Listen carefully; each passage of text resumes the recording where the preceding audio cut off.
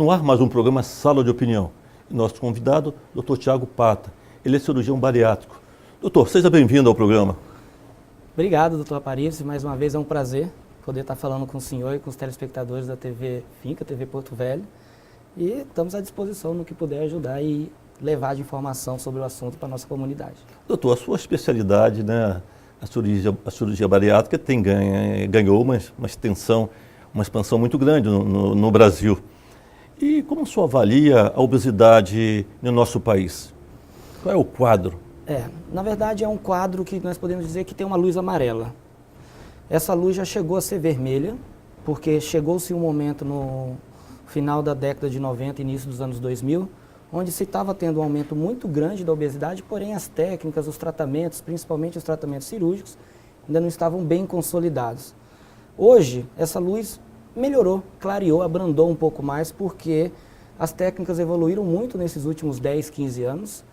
Os protocolos foram, de fato, consensuados. Sentou-se pela primeira vez na mesma mesa, em prol do mesmo paciente, cirurgião, psicólogo, endocrinologista, psiquiatra, educador físico, e aí surgiu então as equipes multidisciplinares, o que conferiram, sem dúvida nenhuma, uma eficácia maior nesse tratamento e uma segurança maior para esses procedimentos, que, a partir do advento da cirurgia minimamente invasiva, a videocirurgia que a gente conhece, tornou-se ainda mais seguro. Então, diferente de 10, 15 anos atrás, que nós tínhamos um aumento exponencial dos obesos, porém não tínhamos nada muito consolidado em termos de técnicas, hoje nós temos sim esse aumento que estabilizou. No último censo que saiu em 2014, pela primeira vez nós não tivemos um aumento, está estável, porém o Brasil hoje ele tem 51% da sua população acima do peso, ou seja, com o IMC acima de 25, e nós temos aí cerca de 15 a 18% de pacientes com diagnóstico de obesidade, ou seja, aqueles pacientes com IMC já, que é aquele índice de massa corpórea, fácil de se avaliar em qualquer site na internet, que acima de 30 caracteriza um paciente com obesidade. Existe uma demanda reprimida muito grande que está sendo absorvida já nas grandes capitais, nos grandes centros. Essa demanda já está sendo absorvida. Porém, ainda temos uma demanda ainda de pacientes de regiões um pouco mais afastadas e de pacientes que de repente não têm acesso a esse serviço, seja por condições financeiras, seja porque não temos como abranger todas as classes de repente e resolver o problema. Agora, muito importante, antes de falar de cirurgia, a gente lembrar que o estado que está tratando um obeso com cirurgia bariátrica, ele pecou no começo. Né? Por quê? O ideal da obesidade é trabalhar em duas frentes. A primeira frente é a prevenção. Investir em atividades, práticas esportivas, o desestímulo ao sedentarismo, o desestímulo ao etilismo, ao tabagismo. Quando se investe nisso, se gasta menos com cirurgia bariátrica depois. A outra frente é aqui onde nós atuamos, eu atuo, nossa equipe atua, que é o resgate daquele paciente que infelizmente passou do estágio eutrófico para sobrepeso, obeso mórbido. Então essas duas frentes são principais, agora sempre, se falando de medicina, prevenir sempre melhor do que remediar. A gente sabe que na realidade os obesos, as pessoas que ganham mais um pouquinho de quilos a mais, muitas vezes se tornam infelizes, então é desconfortável, é difícil essa pessoa viver na sociedade, na convivência mais festiva, está sempre incomodado com a sua obesidade. E o que fazer, doutor? O que nós podemos fazer para que as pessoas possam prevenir para o tratamento, até para não chegar a esse estado? O senhor tocou num assunto extremamente importante, muitas vezes negligenciados por próprios profissionais da saúde, onde enxergam o paciente apenas como um paciente obeso. A obesidade, ela tem uma repercussão tão grande que ela impacta muito mais do que aquilo que se vê. A obesidade, ela tem impactos positivos e negativos em várias frentes.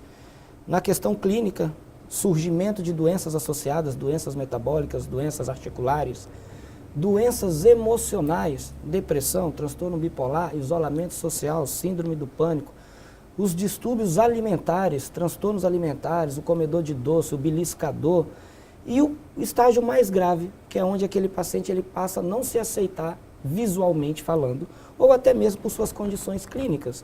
Esse estágio ele é temeroso, porque É nesse momento onde ele começa a não acreditar mais em terapias de dietas clínicas, não tem mais nenhum interesse, nenhuma expectativa de fazer uma atividade física, ele enxerga o ambiente de academia, de esporte como algo não mais acessível para ele, e ele começa a se isolar. E quando a gente se isola, gastamos menos calorias e acabamos comendo mais. E aí a gente entra no que a gente chama de um círculo vicioso, onde a depressão, a ansiedade se desconta no peso, o peso piora a condição clínica, se deprime ou se anseia ainda mais, e a gente entra nesse ciclo. E aí, na maioria das vezes, nós recebemos os pacientes no consultório nesse estágio. Só para um parêntese, nós já tivemos pacientes que por 2 anos não saiu de casa. O primeiro atendimento foi feito no quarto desse paciente. Não se aceitava. O paciente obeso, ele gera 3 imagens de si mesmo. Ele tem aquela imagem que ele se vê no espelho, ele tem a imagem que ele gostaria de projetar para as pessoas que o vissem daquele jeito, e a terceira imagem é aquela imagem que ele ouve dos outros. Então é a imagem que os outros os projetou. Então esse conflito é muito complicado de lidar, não se resolve do dia para a noite, é um processo de tratamento, eu costumo falar muito isso no consultório. Você não vai entrar numa máquina do gordinho e sair magrinho. É um processo onde a cirurgia pode ou não fazer parte desse processo. Justamente por todas essas implicações de diversas áreas. Paciente que larga trabalho, paciente que de repente vai mal com a família, paciente que de repente não tem estímulo para fazer uma caminhada, e aí a ladeira abaixo. E a prevenção então, o que seria? A prevenção, antes de mais nada, começa com uma boa educação alimentar. Desde o período do lactante, aos 6 meses, quando começa a se introduzir alimentos. O que é que nós vemos hoje, doutor Aparício? Infelizmente, muitas mães, tendo filhos querendo ou não mais jovens, ou de repente não no momento adequado, e aí o que é que ocorre? A falta de tempo, a correria do dia a dia, chega na hora de introduzir alimentos, que são o momento chave para se formar um paladar desse bebê ou desse lactente, aí a gente acaba optando pelos caminhos mais fáceis. O que é mais fácil? Fazer uma sopinha de legumes natural ou pegar um potinho de Neston, de cenoura e dar para a criança? O que é mais fácil? Fazer um franguinho desfiado ou pegar 2 colheres de repente, uma farinha láctea e fazer? Esse tipo de conduta é onde começa o problema. Você não consegue reverter isso com facilidade depois. Aquela história mas meu filho não come tomate, meu filho não come salsinha, meu filho não come cebolinha. Mas será que foi trabalhado isso no paladar dele lá no começo? Porque hoje eu tenho conhecidos e atendo às vezes pacientes que os filhos não tomam refrigerante, só bebem suco, têm uma alimentação extremamente saudável. Alguém deu esse exemplo para eles. Então começa tudo nessa formação alimentar. Muito cuidado com 3 ingredientes, que é a gordura, o açúcar e o sal. Tudo que tiver um paladar rico com esses 3 ingredientes se torna, do ponto de vista de gosto, extremamente palatável. Então, a indústria alimentícia, que tem uma visão hedônica da coisa, ou seja, uma visão meramente comercial, uma parte grande dessa indústria, na maioria das vezes ela produz alimentos ricos nesses 3 nutrientes. Porque a chance de alguém provar e gostar e repetir é muito grande. Agora, isso é saudável? Não é saudável. Eu sempre dou um exemplo para quem gosta muito de doce e para quem gosta muito de sal. A gente adora um churrasco, uma picanha, uma fraldinha mal passada, sangrando. Vamos fazer essa mesma carne sem pôr sal. Ninguém come. Ah, eu adoro doce, adoro brigadeiro, adoro o que for. Vamos fazer um brigadeiro na mesma consistência, na mesma cor, com a mesma textura, mas não vai ter gosto de açúcar. Resumindo, doutor Aparício, a gente se preocupa mais com a alimentação dos nossos pets em casa do que com a nossa própria alimentação. Uma cena coloquial. Você está no shopping, numa praça de alimentação, e aí tem uma criança de 3, 4 anos e começa a puxar a mãe. Eu quero sanduíche, eu quero um hambúrguer. A mãe, não, é muito grande, você não vai comer. Não, eu quero um hambúrguer, eu quero um hambúrguer. A mãe vai e compra um hambúrguer. A criança dá 2 mordidas, já não aguenta mais. O que a mãe faz? Você vai comer isso tudo. Aí o menino não quer e vira aquela celeuma, não quero. A amiga do lado fala, não, mãe, faz assim, leva isso para casa e dá para o seu cachorrinho. Você tá louca? Como que eu vou dar isso aqui para o meu cachorrinho? charada da história. A charada é que hoje a gente não dá para o nosso cachorro o que a gente daria para um filho. E aí o cachorro come uma ração que é extremamente balanceada, proteínas, lipídios, carboidratos, fibras, vitaminas. Então, assim, essa questão da alimentação, o início dela, se você vai pelo caminho mais fácil e mais comercial, começa-se o problema. O senhor, com certeza, muito mais do que eu, vivenciou a época da desnutrição no Brasil, que era uma mortalidade perinatal enorme. Nós superamos a desnutrição. Porém, infelizmente, doutor Aparício, nós superamos com uma ideia errônea disso daí. Passou-se a ideia de que superar a nutrição era comer muito e não comer bem. Então, a gente acha, ah, não, eu tenho fartura, mas fartura de qualidade ou de quantidade? Uma das coisas que tem que se trabalhar muito com o paciente bariátrico é ele aprender a dar valor, ele ser criterioso naquilo que ele vai colocar para dentro do seu estômago. Eu vou comer um vegetal, não vou comer qualquer vegetal, quero uma coisa boa, até porque ele passa a ter um estômago pequenininho, come pouco, tem que aproveitar o pouco que ele pode comer. Nós somos responsáveis pelo tamanho do nosso estômago. É variável, né? Essa história do estômago, o estômago dilata, o estômago diminui. O estômago é um músculo, porém não é uma bexiga. Então, um adulto ele tem um estômago médio de 2,5 a 3,5 litros de compartimento, né? É lógico que aquele paciente que tem, por exemplo... O exagero, né? O exagero, que é um transtorno alimentar que nós chamamos do transtorno alimentar, que é o comedor copioso. Ou seja, aquele cidadão que ele passa muito tempo sem comer. Só que quando ele para comer, é aquele prato. Isso é muito descrito nos colegas da estrada, os caminhoneiros. Eles têm esse perfil de alimentação de ser copioso. Viaja à noite, viaja de manhã, viaja à tarde, mas na hora da refeição, sempre numa boa churrascaria, uma boa refeição. Então, passa-se um período muito longo sem comer e quando come, come muito. Isso, sem sombra de dúvida, pode gerar uma certa distensão gástrica, evoluir com hérnia de hiato. Circulação, né? Circulação, esofagites, e não é o recomendável. Então, o recomendável sempre foi, desde a época dos nossos avós, comer de 3 em 3 horas, que é o tempo de esvaziamento gástrico, então você todo o tempo está com alguma coisa no estômago. Vamos aqui um pequeno intervalo em Sala de Opinião, mas já voltamos.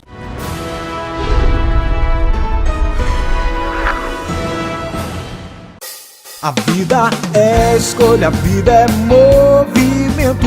Então saia do seu lugar, vem pra ficar. Navegue pelas águas do conhecimento. Na finca não tem como errar, é fazer a diferença. Vem pra ficar, vem. Está preparado para a vida. Vem pra ficar, vem. Vem pra vida, vem pra finca. A finca é o seu lugar. Vem pra finca, vem pra vida, vem pra finca. Você vai se orgulhar. Vem pra finca. Eu sou um herói. E você? Nós também somos heróis. Você também pode ser um herói. Essa pode não ser a sua realidade, mas é a realidade de muita gente. A doação de sangue é um ato simples e seguro. E um doador pode salvar até 3 vidas. Cadastre-se no Hemocentro da sua cidade e seja um herói doador.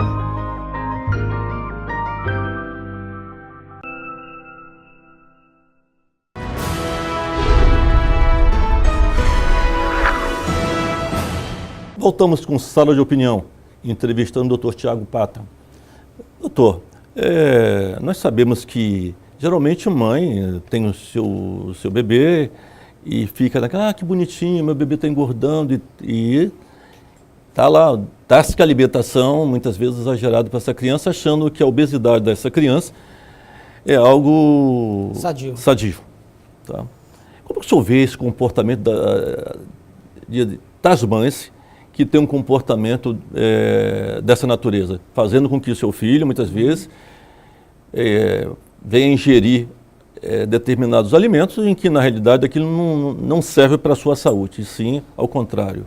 Olha, sem dúvida, é uma das formas de se começar o problema, né? Essa ideia é cultivada realmente naquela ideia do bebezinho fofinho que lindinho, né? E saudável.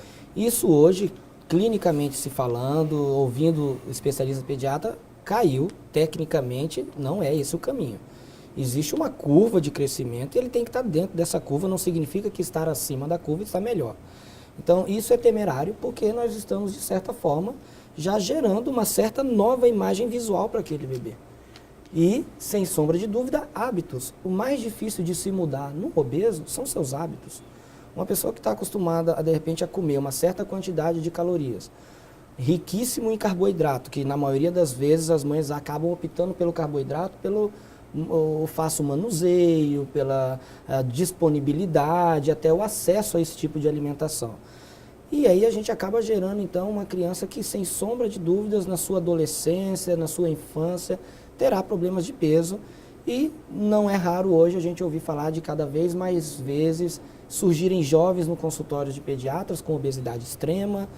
A própria cirurgia bariátrica, 2, 3 anos atrás, teve uma atualização onde o critério de idade diminuiu de 18 para 16 anos, para já poder atender uma parcela desses adolescentes. Então, esse comportamento ele deve ser combatido. Mas não é combatido puxando a orelha da mãe, não é combatido recriminando a mãe. É um contexto, é combatido na própria unidade básica de saúde, que hoje dentro do Programa Nacional de Combate a Doenças Crônicas existe um programa de nutrição adequado e combate da obesidade. É a questão educacional dentro da escola. Imagina, você está dentro de uma escola e se serve dentro da escola somente vitamina com macarrão, fica complicado você dizer que o ideal é comer salada. Então o problema é que muitas vezes se fala, mas não se exemplifica, doutor Aparício. Eu acho que o Brasil está passando por um momento onde se estão cobrando exemplos. Nós queremos que as coisas aconteçam e essa mãe precisa desses exemplos. Muitas vezes ela não é culpada porque aconteceu mesmo com ela. Então é um contexto que vem da parte educacional. Uma herança já, né? Já vem uma herança familiar e aí acaba se gerando uma herança cultural. Então, assim, isso deve ser combatido na própria escola, isso deve ser combatido dentro dos consultórios das unidades básicas, na puericultura dessas crianças e, de certa forma, dentro de casa. Agora, para se levar isso para dentro de casa, tem que se ter uma origem, uma fonte de informação. Sem sombra de dúvidas, eu vejo os dois braços principais, a parte educacional e a parte assistencial, que hoje nós temos um trabalho belíssimo dos agentes comunitários de saúde, que podem pesar. Tínhamos a nossa colega, que faleceu infelizmente no Haiti, que fazia um trabalho maravilhoso com a pastoral da criança, justamente voltado ao combate da desnutrição e, ao final, combate também da obesidade. Então, isso são culturas e heranças que a gente tem que, de certa forma, ir mudando. O risco da obesidade. Eu gostaria que o senhor falasse dos riscos que uma pessoa obesa enfrenta na sua vida se você não tomar determinados cuidados com essa obesidade. Sim, então assim, primeiramente, a obesidade, ela é um excesso de peso às custas de gordura. Só para que a gente entenda que eu posso ter um paciente pesado e musculoso, e esse não tem esses riscos. Agora, quando eu tenho um excesso de peso às custas de acúmulo de gordura, eu estou diante de um paciente obeso. A obesidade, ela tem dois fatores extremamente vinculados às condições clínicas. Primeiro, ela pode ser o gatilho para desenvolver uma série de doenças, dentre elas as mais temerosas, as doenças metabólicas, hipertensão, diabetes, dislipidemias, triglicerídeos e assim por diante.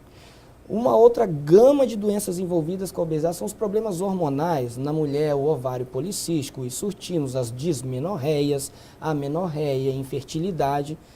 E aí ela também tem um outro leque que ela tem o potencial de agravar doenças pré-existentes. Problemas articulares. Eu já tinha um problema leve de joelho, eu ganhei peso, esse problema vai piorar. Eu tinha um problema leve de coluna, eu ganhei peso, a tendência é que piore. Eu tinha um problema de ansiedade, de depressão, de bipolaridade. Se eu ganho peso, tende a se piorar. Então, ela atua de duas frentes, tanto abrindo como gatilho para várias doenças, tanto agravando doenças que já existiam. Além de alguns tumores. A obesidade, hoje, ela está relacionada a alguns tipos de tumores e cânceres. O tecido adiposo em excesso, ele produz alguns hormônios defeituosos, principalmente na mulher, produz um hormônio chamado estrona. Esse hormônio acaba competindo com o estrogênio, que é o hormônio sadio da mulher. E aí aumenta os riscos de tumores ovarianos, endometriais, de mama, que são alimentados através desse hormônio. Então, sem sombra de dúvida, hoje, tratar a obesidade significa prevenir uma série de doenças, tanto metabólicas, articulares, emocionais e neoplásicas. E significa a longo prazo viver mais e melhor. Tem estudos que dizem que um paciente obeso, apenas 20% vai passar dos 60 anos. E a gente acaba, na nossa região, tendo acesso à zona rural, andando. Eu estou sempre na rodovia, estou sempre no interior. E a gente vê muitos idosos na lavoura, com 80, 90 anos, magros. Você não encontra isso no paciente obeso. Então, combater a obesidade significa chegar na idade maior bem. Não é só chegar bem.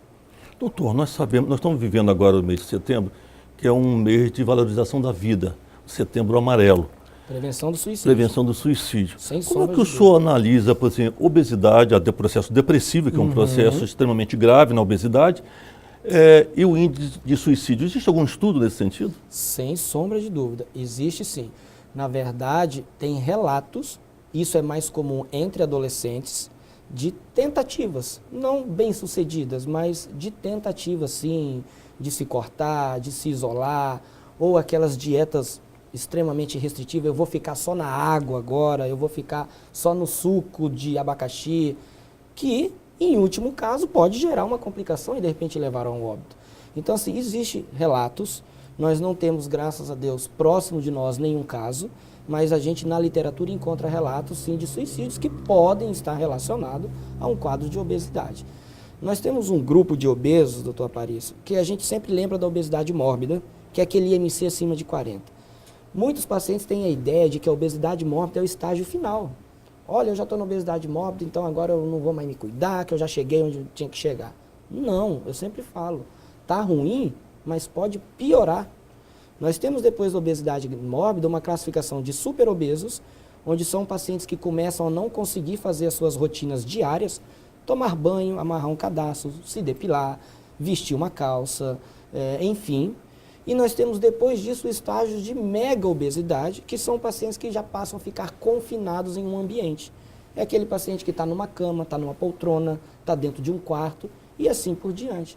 Então, gente, eu sempre digo para um paciente obeso que de repente ele está tentando essa cirurgia ou ele está aguardando na fila de cirurgia, o seu primeiro compromisso tem que ser com você. Qual é o compromisso?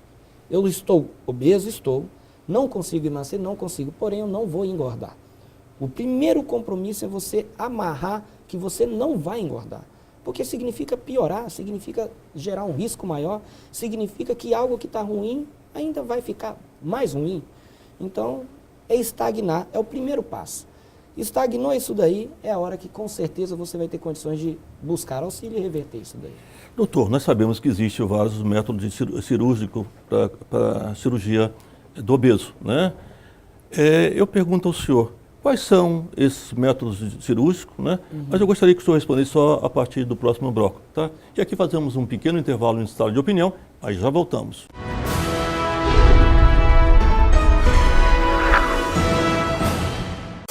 A vida é escolha, a vida é movimento. Então saia do seu lugar, vem pra ficar. Navegue pelas águas do conhecimento. Na finca não tem como errar, é fazer a diferença. Vem pra ficar, vem. Estar preparado para a vida. Vem pra ficar, vem. Vem pra vida, vem pra finca. A finca é o seu lugar. Vem pra finca, vem pra vida, vem pra finca. Você vai se orgulhar. Vem pra finca. Eu sou um herói. E você? Nós também somos heróis. Você também pode ser um herói. Essa pode não ser a sua realidade, Mas é a realidade de muita gente. A doação de sangue é um ato simples e seguro. E um doador pode salvar até 3 vidas. Cadastre-se no Hemocentro da sua cidade e seja um herói doador.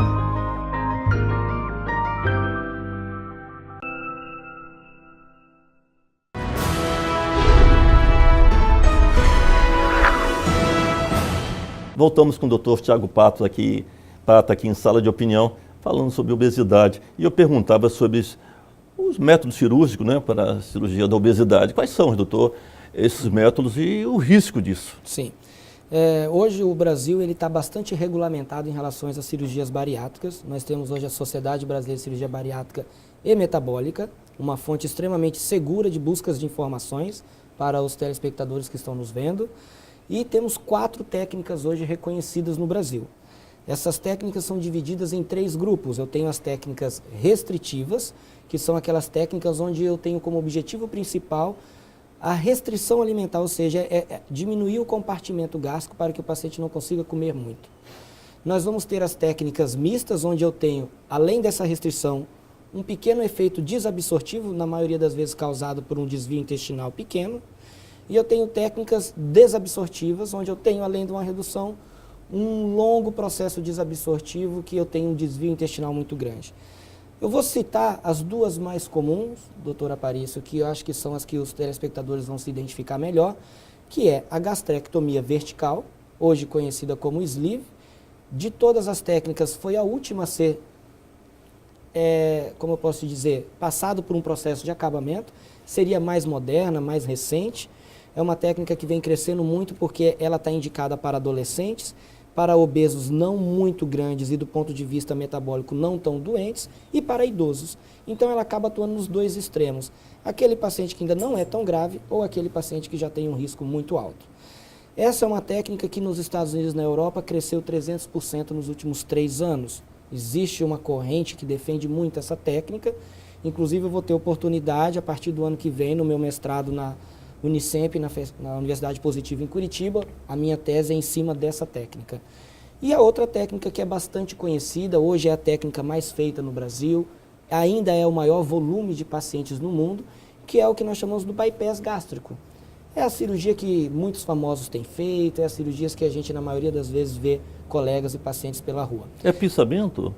Na verdade, são grampeamentos. Né? Essas reduções do estômago passam por um processo de grampeamentos através de instrumentos descartáveis, por serem mais seguros. E, em algumas situações, além do grampeamento, se faz alguns pontos de reforço, algumas suturas e assim por diante. Na primeira técnica, eu só tenho a diminuição do estômago. Nós podemos disponibilizar imagens depois. E aí a gente vai ter um estômago que era de 3 litros, ele vai ficar em torno de 200 ml.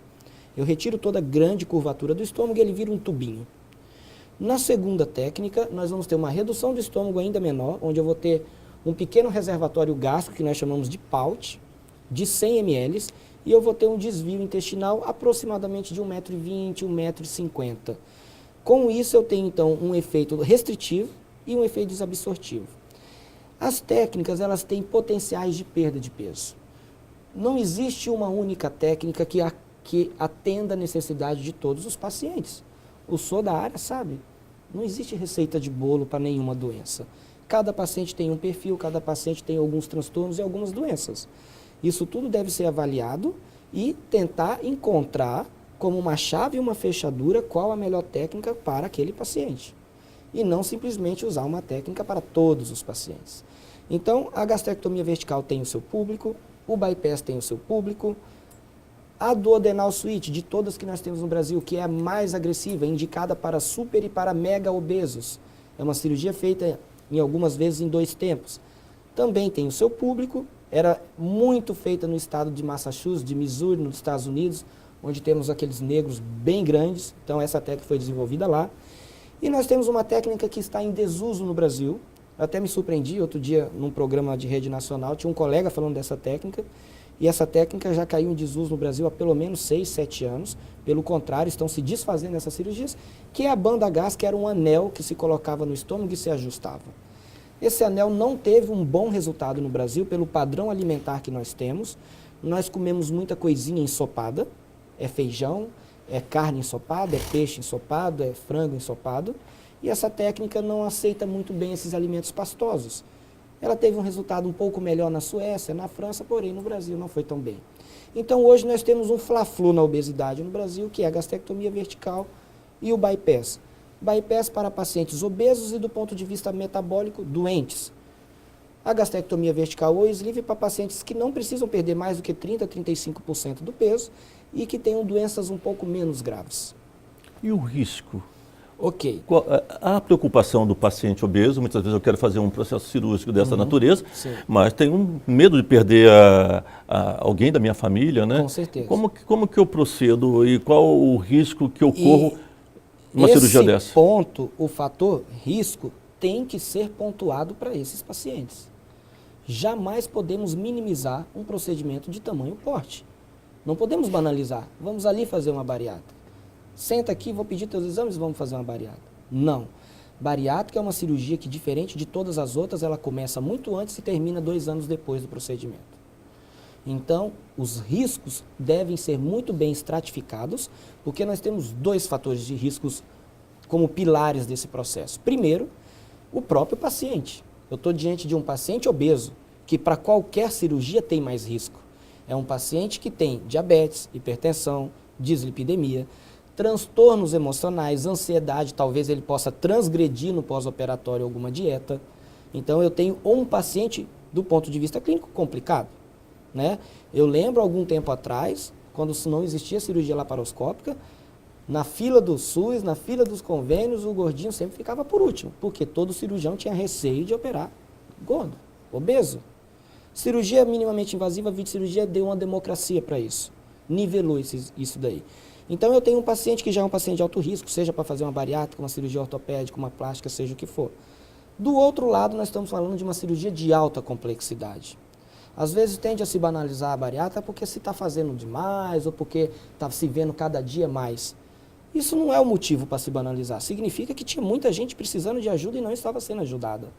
Agora a cirurgia continua sendo uma cirurgia de alto porte, que mexe no mínimo em 80% do seu estômago, mexe na maioria das vezes com o seu intestino. É uma cirurgia que, quando feita por videolaparoscopia, é uma anestesia geral. Eu tenho que fazer em hospitais com ambiente de UTI. Eu tenho que ter uma equipe multidisciplinar de retaguarda. Então, está longe de ser algo banal. Doutor, eu vejo muitas vezes... Pois não. Só para concluir, em termos estatísticos, a cirurgia aberta, ou seja, aquela que existe uma incisão, a cirurgia laparotômica, esses riscos chegaram a 15% em determinados momentos. Hoje esses riscos estão em 5%, 4%, 6%. A cirurgia videolaparoscópica e as cirurgias por vídeo, esses riscos hoje, dependendo dos estudos e dependendo das equipes, eles estão 1%, 2%, 3% em alguns estudos. Muito pouco, riscos de complicações que possam gerar um óbito, tá ok? Não complicações mais leves. Agora, essa estatística é próxima a uma cirurgia de urgência de uma apendicectomia, é próximo de uma cirurgia de útero. Então, de fato, nos últimos 10 anos, se padronizou as técnicas, isso aumentou segurança. Hoje a Sociedade Brasileira de Cirurgia Bariátrica está brigando e pleiteando no Ministério da Educação. Já conquistamos a área de atuação, queremos conquistar a nossa especialidade para que também possamos criar métodos de formação. E a população só tende a ganhar quando se exige mais diplomas, quando se exige mais conhecimento, quando se cobra que um colega de fora venha atender nossos pacientes e tenha que fazer um revalida. Nós estamos preocupados com a população.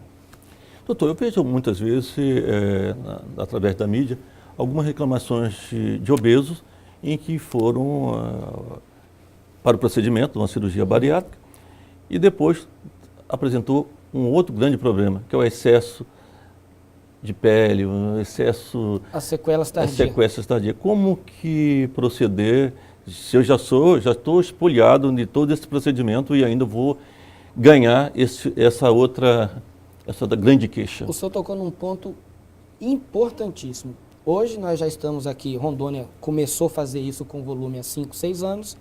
Hoje nós já temos centenas de pacientes nesse momento, onde estão buscando algum auxílio para fazer as cirurgias reparadoras. De fato, esse período de se pensar nessa cirurgia reparadora, doutor Paris, ele deve coincidir com uma liberação do cirurgião bariátrico assistente desse paciente. Ou seja, geralmente está liberado para fazer uma cirurgia reparadora a partir de 1 ano e meio, 2. O colega plástico ou o colega cirurgião reparador que vai atender esse paciente, o consenso bariátrico diz e a boa ética de relacionamento médico diz que ele deve pedir um feedback do cirurgião assistente dizendo: esse paciente está pronto, ele está com as revisões em dia, ele está com os exames em dias, está, então nós vamos operar. Eu já tenho isso bem frequente no meu consultório, nós interagimos bem com o pessoal da plástica. Sempre que eles vão operar um paciente nosso, nos solicitam primeiro essa avaliação. E aí, qual é o meu parâmetro para que esse paciente possa operar? Primeiro, está com as revisões em dias e os exames em dias, vitaminas, sem estar com anemia, sem estar com deficiência de ferro, sem estar com deficiência de nenhum hormônio e assim por diante. Um outro parâmetro que a gente usa é a estabilização do peso do paciente. Eu não posso liberar um paciente, não seria de bom tom para um cirurgião plástico operar um paciente que tem peso oscilando. Eles sabem disso, na formação deles, paciente que vai fazer cirurgia reparadora, é ideal que se esteja com o peso estável, porque se eu faço uma cirurgia plástica e perco mais 5 quilos, desmonta a minha cirurgia plástica. E se eu faço uma cirurgia plástica e ganho 5 quilos, estica a minha cirurgia plástica. Então, o parâmetro que se usa, revisões em dias, no mínimo 1 ano e meio e pelo menos 90 dias de peso estável. Fechado esse círculo, nós vamos gerar um laudo ao colega dizendo que o paciente está com as revisões em dias, peso estável, apto para sua cirurgia reparadora, que na maioria das vezes envolve abdômen, braços, coxas e em algumas vezes dorso. Os planos de saúde, a ANS obrigou hoje, tanto o SUS quanto os planos de saúde, a fazer algumas partes, outras partes não. As partes mais graves são o abdômen, que geralmente geram dermatite, geram infecções fúngicas, geram alguns transtornos. Esses são os critérios para se fazer isso. Doutor, vamos fazer aqui um pequeno intervalo em sala de opinião, mas já voltamos.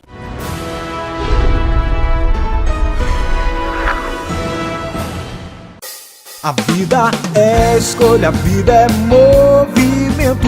Então saia do seu lugar, vem pra ficar. Navegue pelas águas do conhecimento. Na finca não tem como errar, é fazer a diferença. Vem pra ficar, vem. Estar preparado para a vida. Vem pra ficar, vem. Vem pra vida, vem pra finca. A finca é o seu lugar. Vem pra finca, vem pra vida, vem pra finca. Você vai se orgulhar. Vem pra finca. Eu sou um herói. E você? Nós também somos heróis. Você também pode ser um herói. Essa pode não ser a sua realidade, Mas é a realidade de muita gente. A doação de sangue é um ato simples e seguro. E um doador pode salvar até 3 vidas.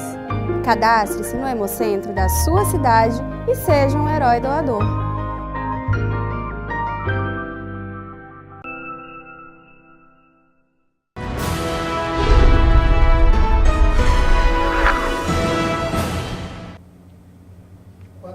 Voltamos com sala de opinião. E Dr. Tiago Pata, cirurgião bariátrico, aqui presente, dando uma aula sobre a importância da alimentação, de se cuidar. Nós precisamos pensar um pouquinho na nossa saúde. E, doutor, a gente sabe que muitas vezes o paciente vai para a cirurgia, faz a cirurgia bariátrica e muitas vezes, não muitas vezes, mas algumas das vezes, esse paciente volta a ter o mesmo processo anterior de obesidade. O que falhou nesse paciente e como procedeu o senhor como médico para orientar esse paciente a não voltar com aquela obesidade anterior? Sem dúvida. Hoje, infelizmente, nós já temos encontrado estudos e casos de pacientes que têm apresentado um certo grau de retorno desse peso ou de recidiva da obesidade, como tecnicamente nós chamamos. Os estudos hoje apontam, doutor Aparício, que esses dados eles oscilam entre 10% e 15%, em alguns trabalhos até 20 e pouquinho por cento. Ou seja, de cada 10 pacientes, 1,5 a 2 pode estar voltando a ganhar peso. O que falhou? 90%, 95% das vezes falhou o acompanhamento, falhou as revisões, falhou o vínculo daquela equipe com o paciente. É aquele paciente que operou, entrou naquele período de virtuosismo porque está emagrecendo, abandonou a sua equipe e nunca mais voltou. Com 2, 3 anos ele começa a retornar aos hábitos anteriores ou ele se adapta. De que forma ele se adapta? Ele começa a perceber que se ele comer comida sólida, ele só consegue comer um pouquinho. Porém, se ele comer comidas pastosas, ele come o que ele quiser. E aí ele pode ir para o caldo, ele pode ir para os ensopados. para as massas, ele pode ir para o doce e também pode ir para a bebida alcoólica. Então, assim, a recidiva do peso, ela tem 2 pilares também. Um pilar é o acompanhamento multidisciplinar, que ou por parte do paciente foi abandonado, ou a própria equipe não acompanhou esse paciente. E o segundo pilar são os transtornos que normalmente esses pacientes que voltam a ganhar peso têm. O senhor, quando encontrar, pode observar que o paciente que operou de bariátrica, que voltou a ganhar peso, ou ele vai ter algum transtorno para doce, ou seja, uma pessoa comedora de doce, porque o doce ele é líquido, ele é pastoso, então nunca vai encher um estômago, ou ele é um paciente que tem excesso de bebida alcoólica. Então isso é uma coisa que a gente vem trabalhando muito, a gente vem cada vez mais reforçando a importância de encarar essas 2 substâncias como algo proibido para o paciente bariátrico, no intuito de que ele entenda de que não existe cura. E isso já é um conceito que sempre existiu dentro da obesidade. Não existe cura, existe paciente em tratamento. Infelizmente, medicina não é uma ciência de certezas, é uma ciência de probabilidade. Agora, eu tenho 85% de chance de dar certo. Ou seja, nós estamos falando de algo extremamente factível. Se eu fosse um paciente submetido à cirurgia bariátrica, eu ia ter que entrar nesses 85%. Então, um pouco de força de vontade, não abandonar a equipe, que normalmente psicólogo é os primeiros que nunca mais voltam, e entender que você não aprende a ser um magro do dia para a noite. Pós-cirurgia, quanto tempo você acompanha esse paciente? A sua equipe acompanha esse paciente? O Conselho Federal de Medicina, ele obriga nós a acompanharmos por 2 anos. Nossa equipe acompanha por 5 anos, que nós estamos num processo de acreditação por um selo de qualidade americano. E, dentre várias circunstâncias, vários quesitos que esse selo de qualidade exige, como número de complicações, como prontuário eletrônico, uma das coisas que se cobra é justamente você ter um acompanhamento mais longo.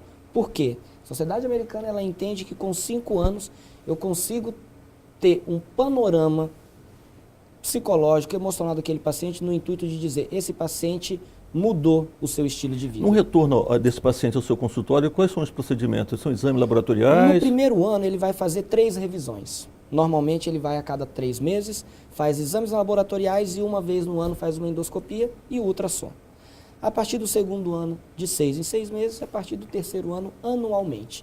E sempre deixar claro para ele, em todas as revisões, que ele tem que ter trilhos, ele tem que ter limites. Uma das coisas mais difíceis, doutor Paris, de se trabalhar com obeso é dar o cercadinho dele, é falar, você vai ter que ter limite. Você não vai mais poder comer aquilo. Isso é muito difícil, como em qualquer dependência, né? Então, a obesidade não deixa de ser uma dependência alimentar. Então, você tem que dar limites. E, geralmente, com 2 anos, 3 anos, ele começa a entender esses limites. Doutor, o senhor teve agora há pouco tempo participando de um congresso importantíssimo internacional e apresentou alguns trabalhos. Eu gostaria que o senhor falasse desses trabalhos que foram apresentados e como que foi esse congresso, o que somou esse congresso, que nós sabemos que sempre um congresso dessa natureza, nós voltamos cheio de entusiasmo, né, com uma série de conhecimentos novos. E como que foi a sua apresentação dos seus trabalhos? Sim. A gente encara, assim, na verdade, eu dentro da equipe, e tento passar isso para os próprios alunos, que são nossos futuros colegas aqui, que a nossa profissão, ela exige uma atualização constante, né? A medicina, ela tem uma velocidade tão rápida quanto praticamente a informática. Então, a gente sempre busca estar atualizando, estar participando desses congressos, e há um ano atrás recebemos um convite da Sociedade Europeia de Gastro e de Cirurgia Digestiva para que nós mostrássemos as nossas experiências aqui, alguns feitos que a gente tem feito aqui, que tiveram oportunidade de ver alguma coisa nossa em outros congressos e se interessaram. Então, esse ano nós estivemos em Birmingham, na Inglaterra, onde teve o 36º Congresso Europeu de Cirurgia Gástrica e de Gastroenterologia, e levamos basicamente 3 artigos científicos. Nós levamos um artigo científico que falou sobre a nossa curva de aprendizado, ou seja, em quantos pacientes ou quanto tempo nós demoramos para que a coisa estivesse azeitada, para que a equipe trabalhasse em sincronia, para que as nossas taxas de riscos de complicações se equalizassem com as grandes equipes. Então, nós estratificamos isso nos 100 primeiros casos. Então, nós concluímos nesse trabalho que, no mínimo, 100 casos bem feitos, com curva de aprendizado seguida, com tutoria, são necessários para que você possa treinar uma equipe ou formar uma equipe que vão fazer esse procedimento com segurança. Vale ressaltar que, na maioria das vezes, essas curvas de aprendizado tendem a ter complicações no começo. Nós, graças a Deus, seguimos a nossa curva de aprendizado com um índice de complicação pequeno. devido à formação prévia que a gente já tinha.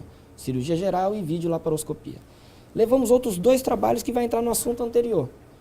Um trabalho era uma recidiva do peso, ou seja, uma paciente que operou há muito tempo atrás, de uma cirurgia conhecida de um colega de Curitiba aqui, que é o bypass intestinal, que ficou popularmente conhecida como Lazaroto, que sequelou, desculpa a palavra, mas sequelou milhares de pacientes no Brasil afora por ser uma técnica que nunca foi reconhecida e não tem efeitos comprovados. Então hoje nós temos muitos pacientes com essa técnica querendo desfazer essa técnica. Agora são poucos os centros, poucos os cirurgiões no Brasil e no mundo que pegam cirurgias antigas e transformam em cirurgias mais novas. E nós fizemos aqui alguns casos, fizemos 2 que levamos a esse congresso, que pegamos cirurgias antigas e convertemos em cirurgias mais modernas por videolaparoscopia, o que era uma coisa de 5, 6 anos atrás praticamente improvável. Então uma foi essa cirurgia de Lazaroto, que nós transformamos numa gastrectomia vertical, e outra foi uma paciente que operou de uma técnica do italiano Scopinaro, que é uma técnica extremamente desabsortiva, muito utilizada no começo para aqueles pacientes mega obesos, porém pacientes tinham muitas diarreias, isolamento social, flatulência, qualidade de vida ruim, desvitaminose, deficiência de ferro. Então a cirurgia de Scopinaro, o termo que se usa no meio é que você trocava de doença, você deixava de ser um obeso e passava a ser um paciente desnutrido. Então essa paciente, por exemplo, era uma paciente que não tinha vida. Ela entrou no meu consultório pela primeira vez chorando. Falou, doutor, eu fiz uma cirurgia, eu preciso reverter essa cirurgia, eu quero desfazer essa cirurgia. Falei, mas se desfizer, você vai voltar a ter todos os problemas, vai voltar a... Não, eu não tenho mais como conviver com isso. Então... Desespero, né? Desespero, completamente desesperado. Então ela foi para a mesa de cirurgia com 3 possibilidades. Uma possibilidade, como era uma cirurgia prévia laparotômica, nós com certeza iríamos nos deparar com muitas aderências. Então uma possibilidade era a gente olhar e não mexer. Não botaríamos ela em risco a mais do que ela já tinha.